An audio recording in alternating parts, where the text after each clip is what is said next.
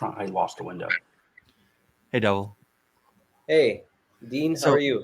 Good, thank you. I'm super cool today in my sunglasses, so be it. Very nice. Excuse me. Tell folks a little bit about you, and then I want to drop you into the first hypothetical of our situation. Sure. So, I've been doing marketing since as far as I can remember. I started out like how people have summer jobs at the Gap or at the movie theater or any other place like that. My first summer job was in college as a 19-year-old. I worked for a software as a service company. They were making proprietary software. And they gave me a book. It's like, you got to call this book and get us a client. So that was telemarketing. Right. They had no scripts, nothing. This is around 2001 or the year 2000. I can't remember at this point. So since then, my career has taken many changes. For a while, I decided I wanted to become a filmmaker. So I made a couple of short films. I worked on shows like The Sopranos, Mad Men as a production assistant. And then one day I almost got frostbite after like almost a 20-hour day. And I remember thinking, I was like, I really love desks. That's when I decided that production life wasn't for me, and kind of took on marketing. So I've been doing digital marketing, social media marketing since 2007. I had my own podcast in 2007 that's music based. And currently, I'm a fractional CMO. I also didn't realize I was a fractional CMO. I was doing this for 5 years, and then someone told me, "Double, you're a fractional CMO," based on what I was doing for companies, primarily B2B space. That's it. Now you're on this podcast. Now I'm here. I All made right. it. Okay. So then let's talk about that then. So I imagine, like most fractional CMOs, most of your clients are at least partly virtual or all virtual. But in our scenario here, they're only 5 minutes from your home. So you've signed them first day, new client, new project, new everything, right? New engagement. Right. So you're going to walk in there Monday at 9:00. And when you walk in to that situation, what's the dream scenario that you're walking into, and what's the nightmare? So the dream scenario is that the CEO is ready. He's probably got the key, in every different, people have different titles in different companies, but primarily the head of operations, the head of, the CEO, and customer service are all in a room together waiting to have like our, first call with discussion of what's going to happen next. What are the goals? We set goals, and then we set deadlines to those goals. And at the end of that, the work begins. So planning primarily is, the ideal scenario where people are glued into what's happening, clued into what's happening. Sometimes the worst scenario is when I come on board and people look at me in the office like, "Who are you? I wasn't told you're going to be here. What is it that you're going to do?" So when clients go right, it's more like when things go right with the client, it's primarily because everyone's clued into what's happening. They're rowing in the same direction, I like to say. They have specific goals that they want to achieve, and I kind of make it happen with them. And the scenarios where I have had some nightmare scenarios where the CEO leaves the room. I'm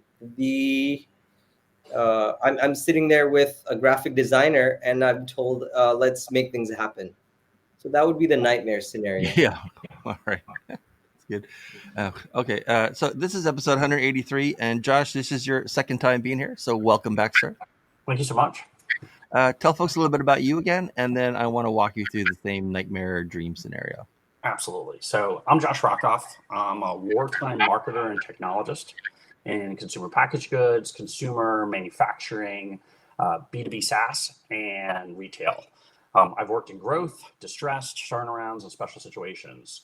Channels I leverage include wholesale, marketplaces, B2B, D2C, B2C, Amazon, Walmart, on a bunch of brands people have heard of. Wow. Yeah. These days, I get called in by investors, businesses, and families to speed up their sales growth cost effectively.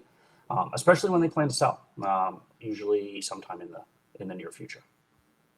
So what's your like dream scenario that you walk into on day one, and what's the worst case?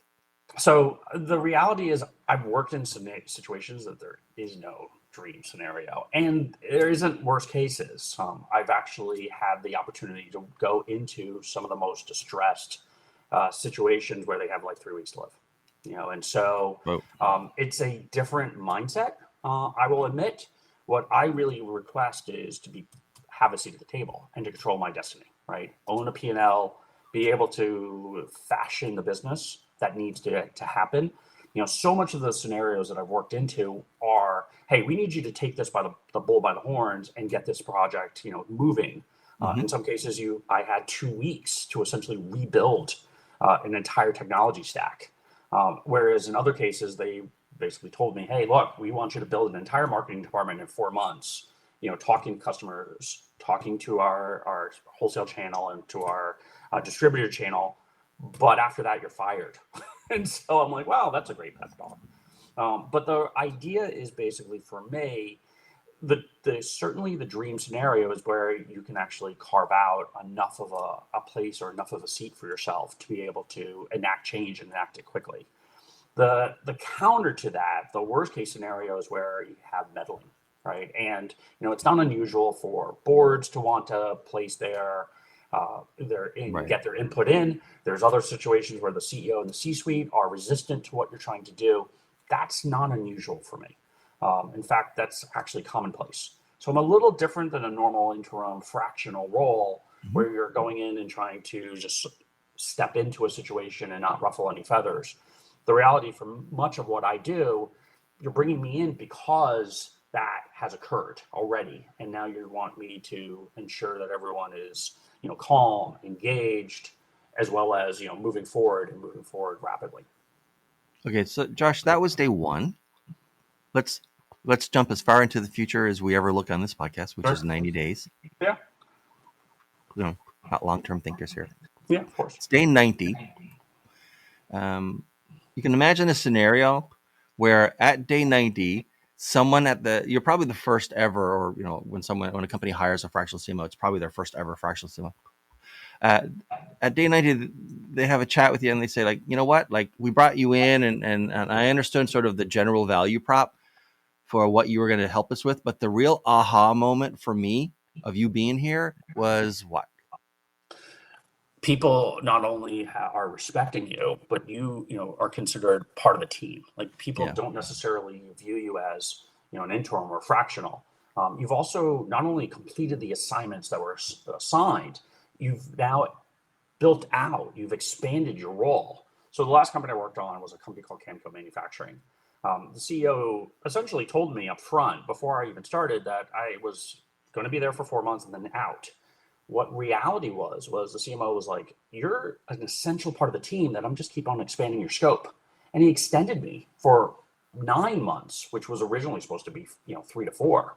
And even after he hired my replacement, the permanent replacement, he still wanted me to work on other aspects of the business. Right. That to me is success, right? It's not just you have a strong deliverable. It's you're part of the team. We want you here. We want you to be part of the table of the executive team. We want you to be presenting to the board because that is a sign of success. As much of that is, you also are able to mentor the teams. There are so many different teams and so many different business, parts of the business. If you're actually very much valued by all of them from the top to the bottom, that's a successful point too, because now you've assimilated with them. You've obviously had to do your job, but you have really engaged with the teams that are already there and comforted them, supported them. So that way there's not the churn that naturally occurs when, you bring in somebody new and people just leave or they view it as a threat. In fact, if you're not only have a seat at the table, but you're also being part of all those discussions and all the office politics and all of the, the mentoring that goes on with it, you're now an essential part of the team. And that makes you quite not only successful, it also makes you quite valuable. Dhaval, how about you? What's sort of the, I get it now.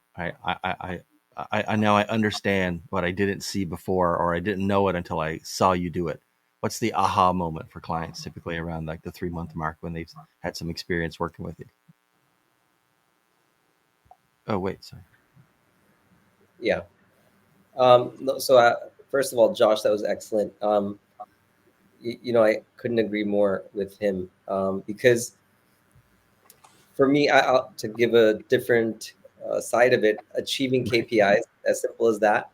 Right. People assume that sometimes they assume that the strategy alone will not make a big difference, but when they see the tiny changes that you've made in their value prop, utilizing different types of content strategy or whatever tools that you're using, but just that strategic mindset, and once they follow the path that you've set and they see it working, they see that uh, people in house also buy into the company a little bit more. They kind of see their value increase themselves, as well as the KPIs start getting met in the sense that we start connecting with the audience in a more meaningful way. They see, something as simple as conversions happening by changing a bit of the copy, changing, a bit of the graphics or whatever it is. Those are the superficial changes that at first they seem very uh, unimportant or tiny, but then when they actually start working, it's happened to me multiple times where they'll see the differences. And we also, right, as fractional CMOs, when we're working with a team and creating a landing page, we do multiple tests, 3 4 tests a week, to see what's working, what's not, and then we change it so rapidly. They see the efficiency of your strategy working, and that's what really uh, you know uh, helps them see your value, because you're actually meeting their goals, their business goals. All right. So then, excellent answer. So, Devil, let's change into sort of scenario number 2. Okay. You're on stage. You're the keynote speaker. There's Mhm. 250 people in the audience. Every one of them came out of corporate and became a fractional CMO yesterday. They're brand new, fresh out of the oven. These suckers. Okay. So, we're going to, for both of you, we'll walk through the speech that you're given, and like we'll touch on 3 things, and all you have to do is finish. Don't limit yourself to one word, but just finish this thought for me. So you're opening up, you're talking to them, and the first thing you say is, as a new fractional CMO, something you're going to be shocked by is um I don't know. Something you're gonna be shocked by is, if you're not a planner, you're gonna have to really, you're gonna get a kick in the ass. I don't know what to say. Uh, if you've not planned, like, you got to be a planner. As a fractional CMO, you need to plan, execute, and super analytical. right. Okay, and then how about this one? Many of your clients will just not understand what. Um, that there's no magic wand.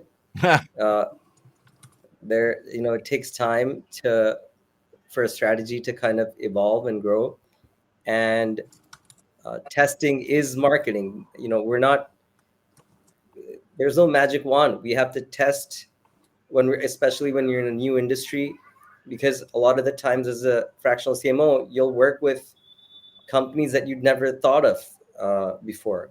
I had no idea what uh, a plastic surgeon does on a day to day, but I was selling medical supplies Right. out of nowhere, out of never having been into plastic surgeons clinic or knowing what they do.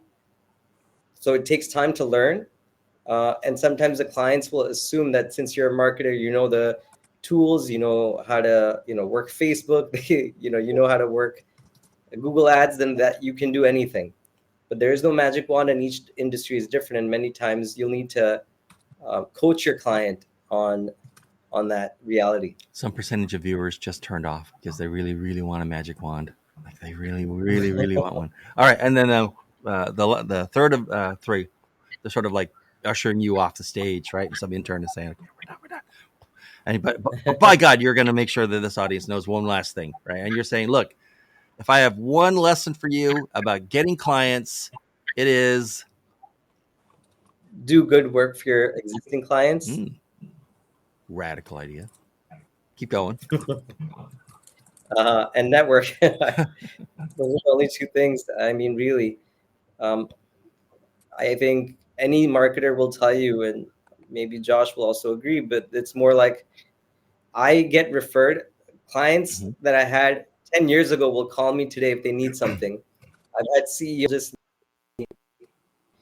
hey, Dhaval, do you mind looking at this? Do you mind telling me what I'm doing wrong here? Right. Even long after the relationship is over, because they've, that trust has been built. So doing great work is actually the only thing. And then networking comes as a way, because naturally they're going to recommend you to anyone else who needs the marketing services.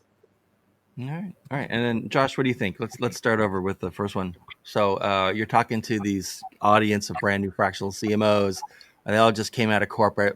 They've probably never been on their own before. And so, like, finish this thought for me. As fractional CMOs, the thing that you're going to be most shocked by is the first thing that you're going to be shocked by right off the bat is the time. Right? Most people walk into a situation, they're like, "Oh, I have months, I have years, I can establish it." And then you get like 2 weeks, and it is a master class of how to do things and how to think quickly. all right. Then let's go to the next one. Then, so you're talking to the audience, and you're telling them, like, look, straight up, because you came out of corporate, a lot of stuff. You were like part of a system. What a lot of your clients don't understand is, So I've never hit long-term goals ever. People are like, "Wait a minute, how do you not deliver long-term goals?" Right. I'm like, because there's so much opportunity for fruit on the ground and short-term goals. And that's where I focus. In fact, in most of the businesses, even the ones I was there for like 7 years, we never actually hit a long-term goal. In one business I worked on for 7 years, we went from 8.5 million to 1.79 billion in revenue, right? Which seems like that's a long-term play.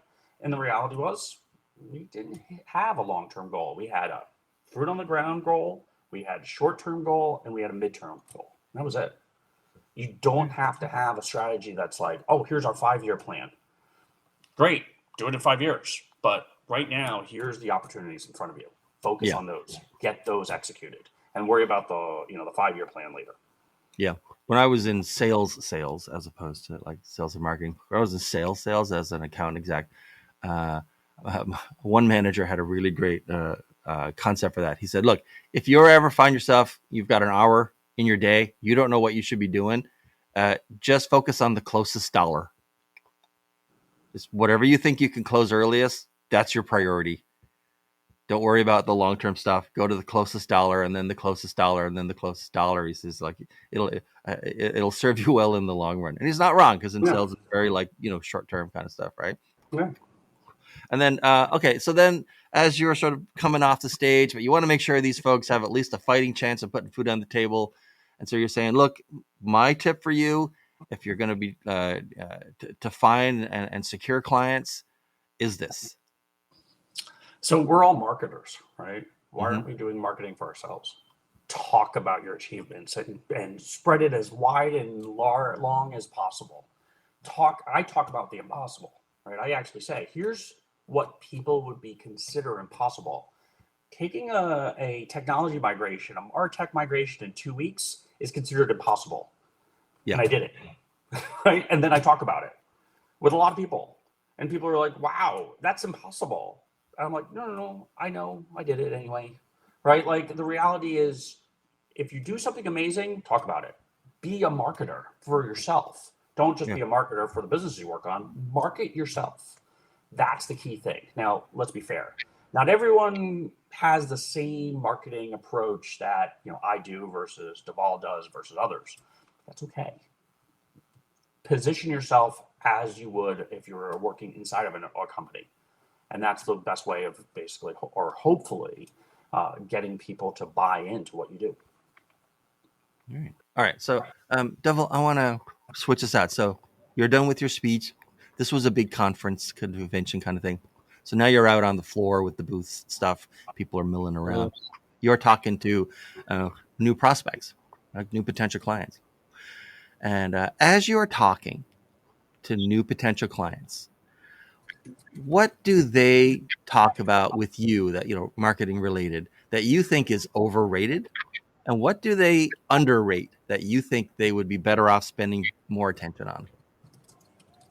I think overrated would be something like vanity metrics, something like people focusing on the frequency. And I've changed my view on the frequency thing as well, because I also used to be in the boat of we have to post frequently. You have to post frequently. Yeah. But the more I'm growing, I guess, as a marketer and seeing the results, honestly, is that you don't have to focus on frequency, but more the value. I think a lot of times what's underrated is taking time to flesh out stories. Like, even if you spend time, let's say for example, a LinkedIn post. It's easy to churn out LinkedIn posts now, especially with AI and prompts on a daily basis. But what I've seen is when we go little bit deeper, just a little bit deeper on any post. It doesn't have to necessarily be statistics, or it doesn't have to be something specific. It'd be as simple as your philosophy of how you do customer service, or your philosophy of how you deliver your goods in a different way, logistically, whatever it is. So I think the frequency of posts, the thought leadership kind of mentality where you have to do frequent posts is really overrated. And the work that you can do, like you can spend a good week just fleshing out and rehashing, not hashing, editing a post that could bring you your next, viral post organically. All right. So, is there anything you think is underrated? Underrated, I think a lot of times people don't work enough on their landing pages.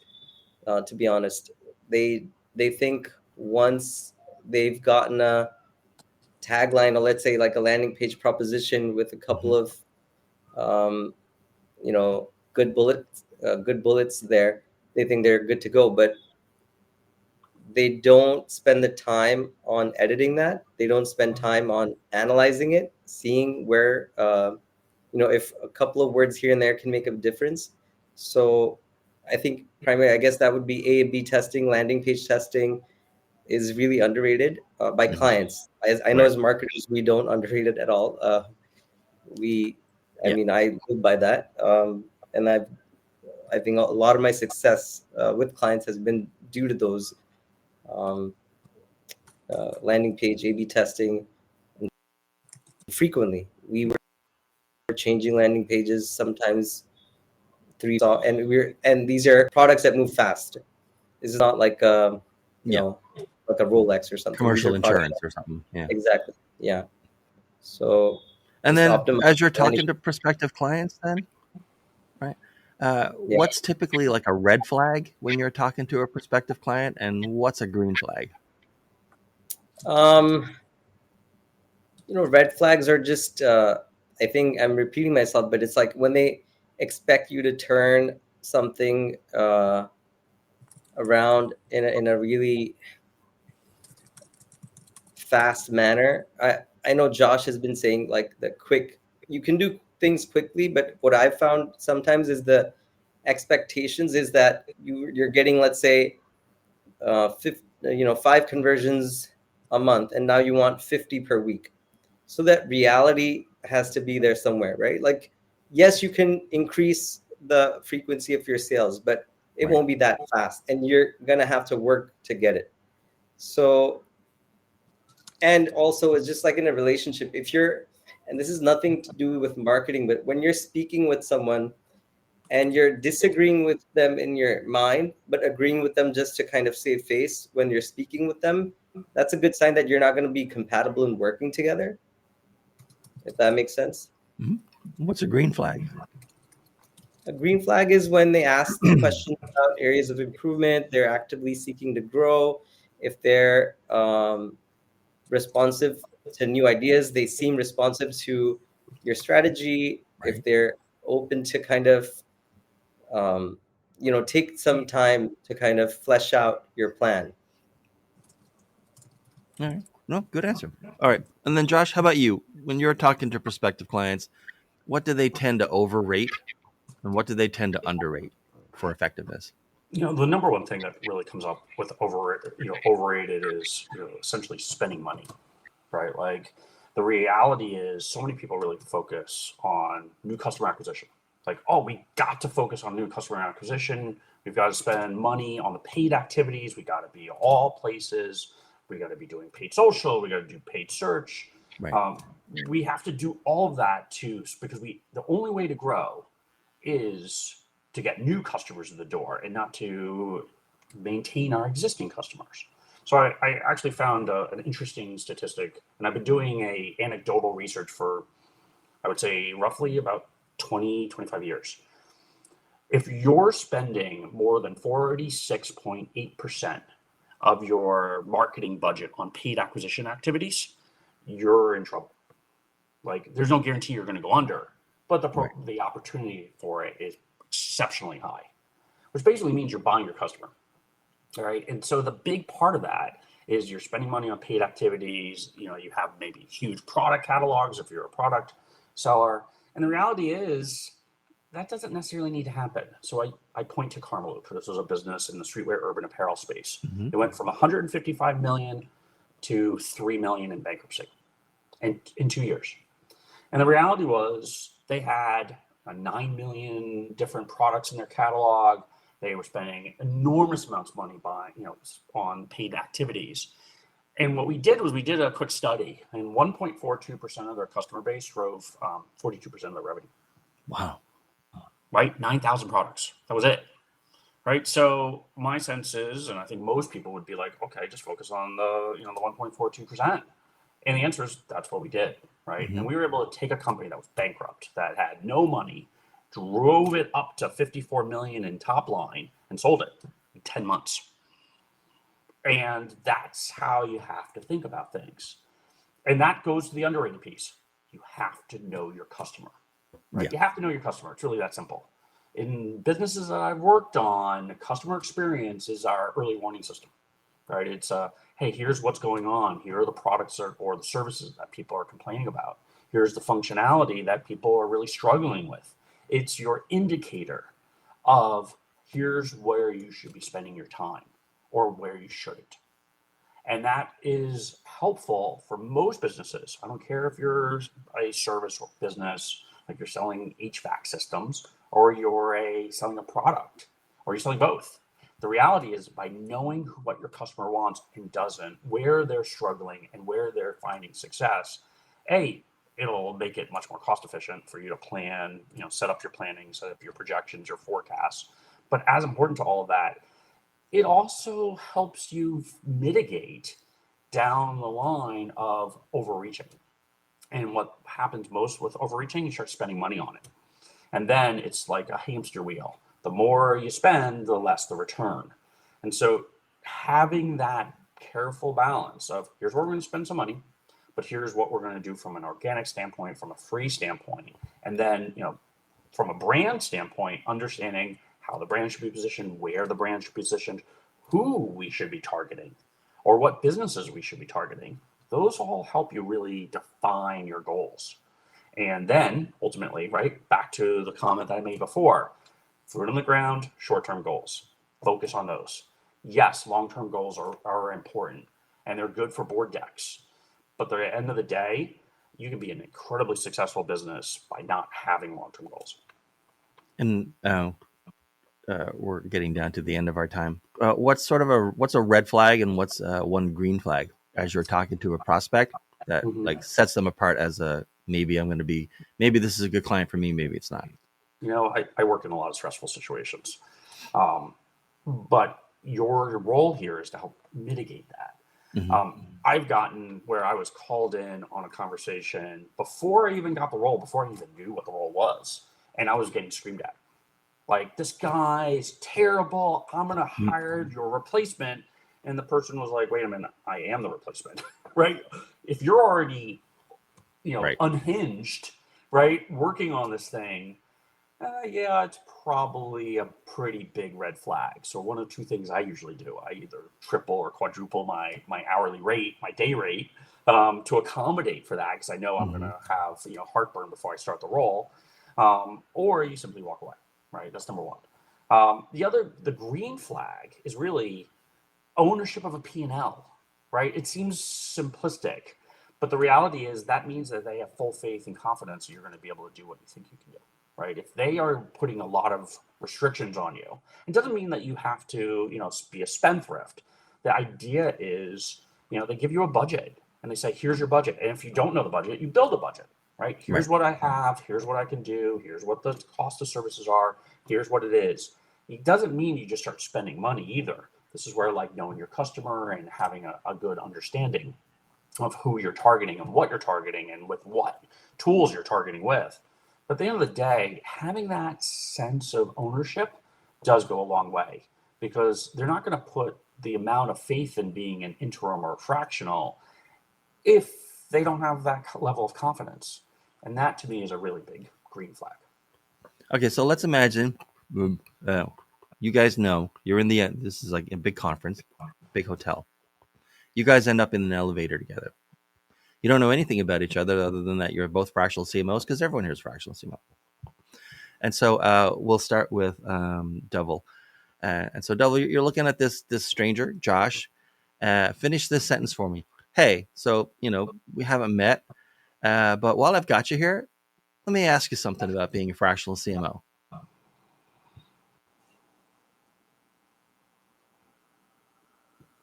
Hold on, sorry, Dhaval. Had a technical issue there. So what do you ask someone? You're only going to have like a few seconds in the elevator, but this is a chance to get a different perspective. Yeah, and I have had I love Josh's answers, and I loved everything that you're saying. It's really spot on. So I wanted to know, like, how did you overcome when you first started out as a fractional? How did you overcome that fear of, what if I don't get any clients? So how will I, like what's your sales process? I ask this actually to every fractional CMO I know. Like, what is your sales process? I don't have one, to be perfectly honest, right? I will say I let the opportunities come to me and always have a backup plan, right? So I was teaching, I was an adjunct professor, and I was teaching classes at NYU and Fashion Institute of Technology. I started a company, right? I actually built a couple of companies. I'm a 4-time entrepreneur. So the reality is, have backup options.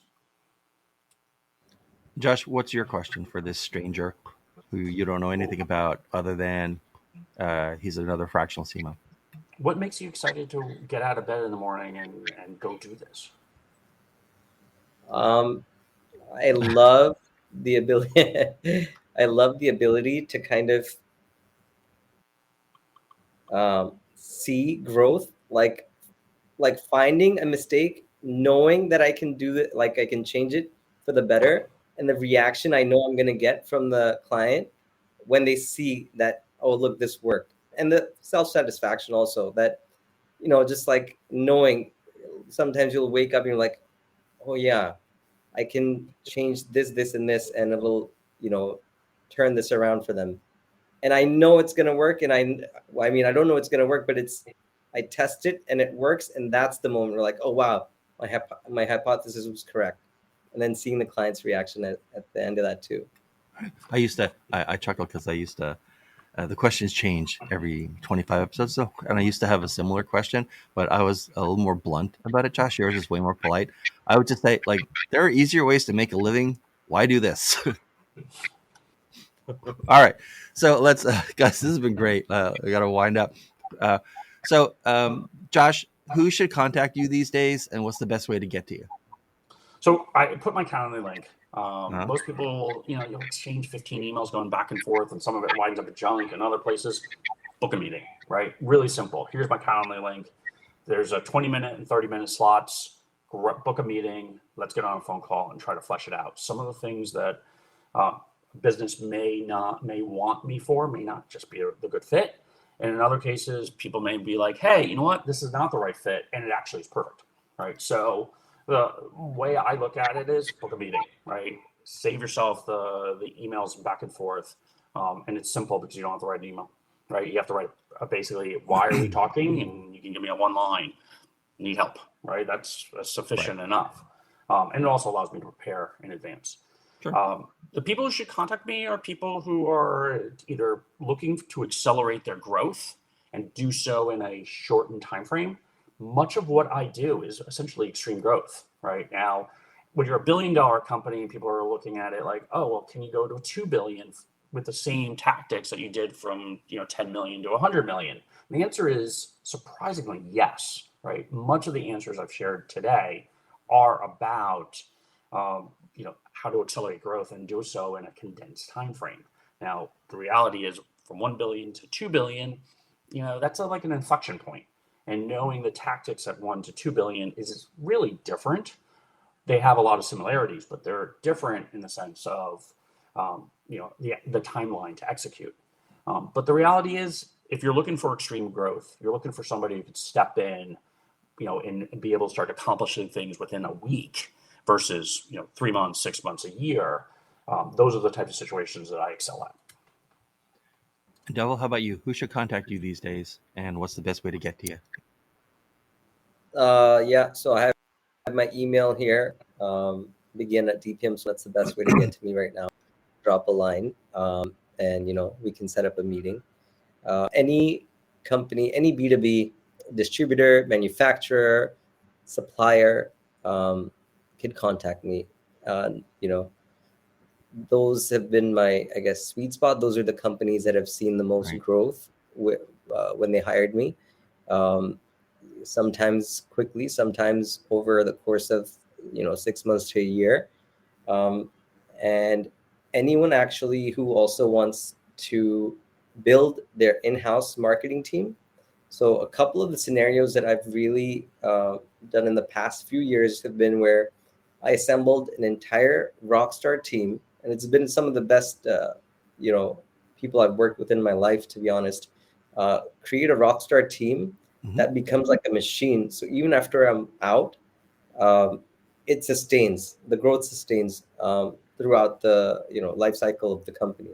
So anyone who wants to build their in-house team but aren't sure who they need can also do that. And of course, I'd be willing to kind of offer my own fractional CMO services completely outsourced as well. So, all right, guys, this has been fantastic.